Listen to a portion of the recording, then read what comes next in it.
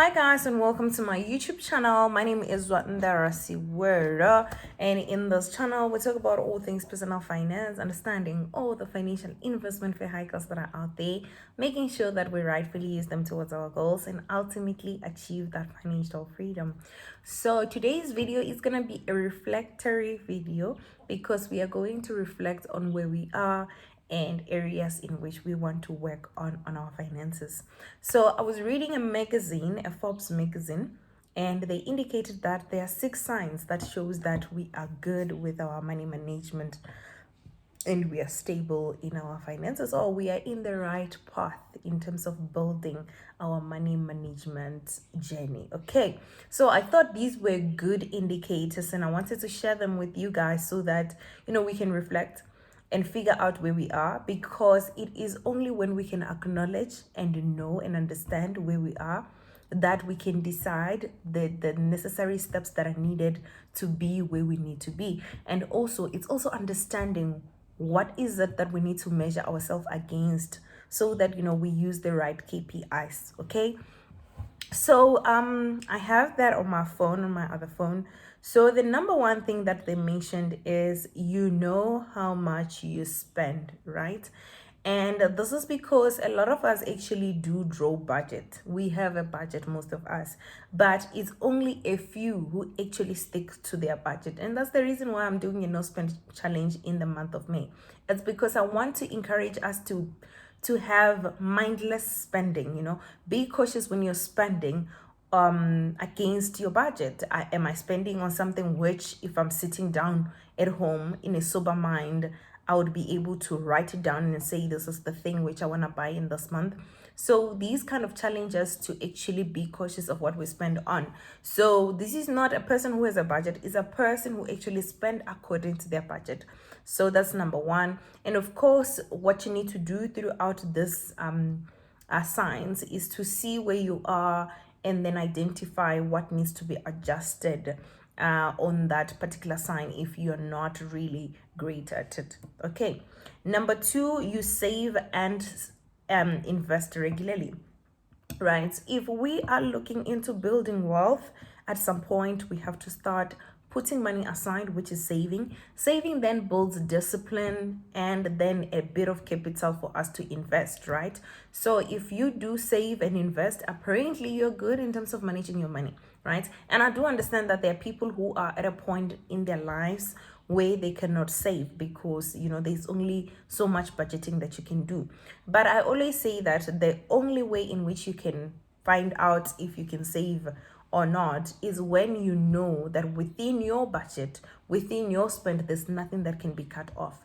I can't say cut off your rent where you're gonna stay, but if you're spending 4,500 rand in a place where there is an option of 2,500, there is a place then where you can cut off the money and get money to save. Okay, so also consider extra source of income, extra streams of income, like selling things so that you can get a little bit of saving. The good part about saving is that when you start, you are building the habit. And once you get the habit, and then you most probably going to be at a point where you have the income which you can also invest, and you by that time you've already built the habit as well. So yes, if you do not already have this, please do. And the way you can start is by automating it, right? Make sure that it gets debited. It makes it easier. It takes the burden of making a decision from you and then having it automated. Just don't go back and withdraw it, okay? Number three is that you educate yourself. And if you're watching this video, this one is a tick for you because we are a channel of educating and empowering people to make the right decisions when it comes to their money. So give yourself a tick, and then you can just do more by reading books associated in areas of your own personal growth. Okay, number four, very, very important, is an emergency fund. On our radio interview with Capricorn FM, we have spoken a lot about emergency fund, so you can check out one of my videos talking about savings. I speak about emergency fund as well. Check that out and see how you can build your emergency fund, how you can include it on your budget as well. But an emergency fund is a pool of money that you can access in case of an emergency. So what you're trying to avoid here is to go and borrow money in case of an emergency, because that puts you on a bad spot, because one, you have to pay interest rate on that, or it can ruin relationships with your friends. Okay. And number 5, you are planning for your future. There's a lot of people who think that the future is too far, we need to live now, I might die. The fortunate or the unfortunate, I don't know, whichever way you see it, that can happen is that you might not die. And what will happen when you don't die? A lot of people actually, when they retire, they cannot afford the lifestyle that they were living before they retire, right? And interesting enough, the statistics says only 6% of South Africans can retire, can afford to retire, meaning that they can afford the lifestyle that they had when they were working. So we need to think about planning for our future very early, because the earlier we start, the better. One, compound interest works for you. I have a video again that I'm speaking solely on compound interest and how it works, right? Because the thought of withdrawing your pension, as exciting as it is, it really ruins your potential of growth when it comes to compound interest on your pension. So number 5 is just saying you have a pension fund, you have a provident fund or retirement annuity, whichever one, and you're planning, you're thinking about your life in the future. Okay. And this, in a short-term basis, it can also mean that you're educating yourself, you are furthering your studies, all those things. So you are actually planning for your future. You're conscious that the future will come. Okay. Because today we are living in yesterday's future. Okay. Number 6 is that you check your credit score regularly, right? That's the 6th one. Okay, this one is very, very important, especially to us abantu bemnyama, because we were previously disadvantaged. We have not been afforded the opportunity to buy things cash. So we tend to leverage more on credit. And this is not in a business way where you can say, yeah, for you to grow wealth and build wealth faster, you need to leverage on debt. No. This is us not being able to, even when we want to.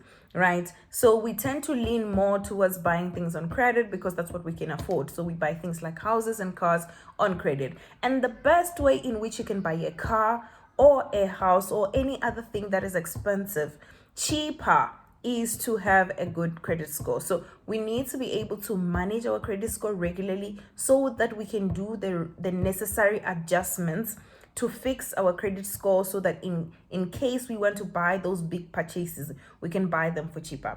Guys, there are 2 people who own the same car, same spec, same everything, same color, but one pays 10,000 rand and one pays 8,000 rand.